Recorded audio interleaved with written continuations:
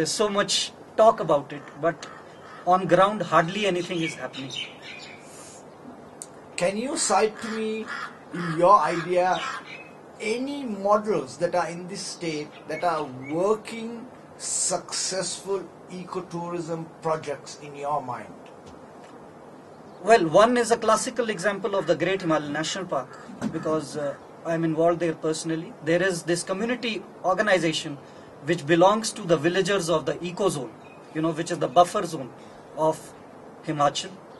These people have been trained by the forest department, and they have been organized as an NGO, which is being assisted by private enterprise such as Sunshine Himalayan Adventures, and they promote the whole valley. Now, they promote the whole Great Himalayan National Park. Treks, they do treks over there.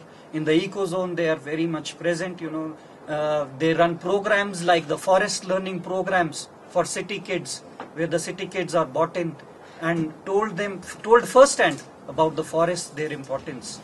So, luckily for us, this example is being treated at par with models like the Snow Leopard Conservancy in Ladakh.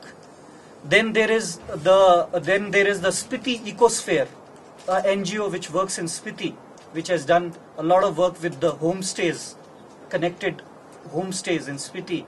Just won a big award, the Sustainable Tourism Award, and also the Sierra Club Award for green tourism. So there are examples over here, if something can happen as remote, in an area as remote as Spiti, or as remote as the Great Himalayan National Park, where there is so much less literacy, very less employment opportunities for the locals, I think it can easily spread out to the whole state. It just requires a conscious effort on the part of the state government. Okay, now talk a little about what you would request the government as what you would need to see your vision manifested in this state. Well, to me, I would see this state as being the pioneer state in tourism throughout India. There's enough in this state. I've been traveling on foot on this state for the last 20 years, and there's so much more to see. There are virgin peaks. Nature has given Himachal everything, like Kerala, for example, nature has given them a lot, but for them the bureaucracy has been strong enough, the government has been strong enough to market it under God's own country, and market it in a manner that it has become the top state in tourism in the whole country, and attracting very upmarket clientele.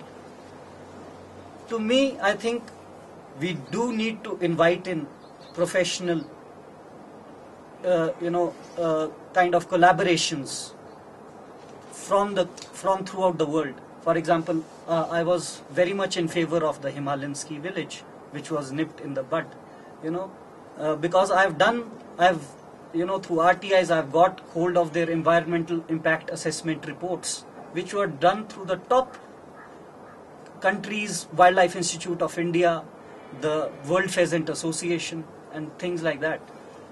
Yeah, maybe they didn't play their... Why was that nipped in the bud? What was the points that were given against that?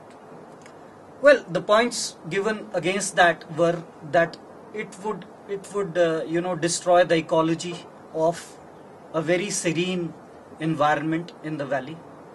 The second point was, they were very funny accusations like, this is the East India coming back and they'll take over the valley.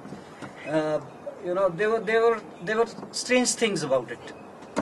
I think they also pitched it on a very different scale by shouting very big amount of money being invested. I think if they would have carried on their work sustainably throughout a particular time without making a big hype about their project, they would have kind of continued on. See these hydroelectric projects, they are bleeding this state to death environmentally. So many of them. And there have been total environmental catastrophes, But, and these these so-called other hydroelectric projects, which are also slowly bleeding the state, if you see it in the longer run. For them, yeah, I personally feel that had they taken the local people into confidence, had they taken the local communities and had elaborate explanations about their project, about their vision, and about the kind of work that they were doing, in the valley. It was the first proper ski village. It was the biggest foreign direct investment into India. I think it would have done wonders for the valley, because automatically for a project of such caliber to come in the valley, it would have put Kullu in the world map for skiing, a sport which is unknown through India, and India itself is a emerging market. So many youngsters would have loved to come here and do a lot of work. They were like, then it was made a political agenda, and sadly it fell. But personally speaking, as far as I knew the people over here and whatever I had interacted with them, for me it was a very positive project. Provided, which they had promised, they had already they were training local people, they would have given them employment, and it would have been successful. The only dark area about them were probably the investments from where it was being funded, and probably these condos which were seen as a property development scenario by the local people. That still remains, since now it's died down as of now. I'm not following it actively, but that was an area of concern, obviously, because a project cannot be invitation to everybody in the world to kind of build property in the name of tourism in the valley. Ecotourism project, as they were pointing out, needs to be environmentally sustainable and socially responsible. I was for that project. Yeah, sadly died. What are the other visions that you have for this valley? Like I know you have a son. What would you like to gift your son in this area of the future for him to carry on like a torchbearer into the future? Well, I am one of the persons who is actively involved with the government, being a lecturer of tourism myself for the last 10 years of the valley. I work a lot with the NGO sector, and I will work a lot with the private sector. Our family is one of the oldest business families in Kullu. I would see this valley, or this state for that matter, being as a model state, environmentally as well as socially, in the coming future.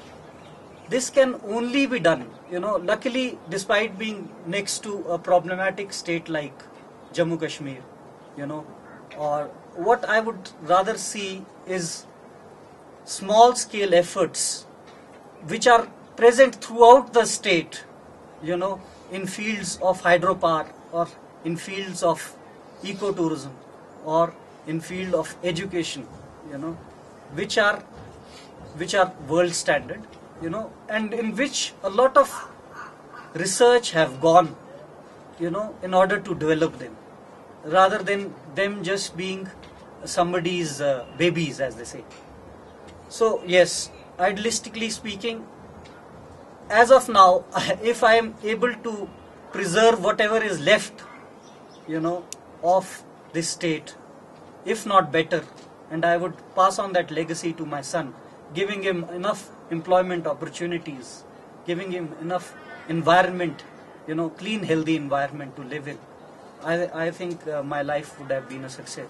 It would be a success. Okay, now talking about the environment and ecotourism, can you talk a little about the wood problem? Because right now, my observation, all the villages in this state use wood as fuel.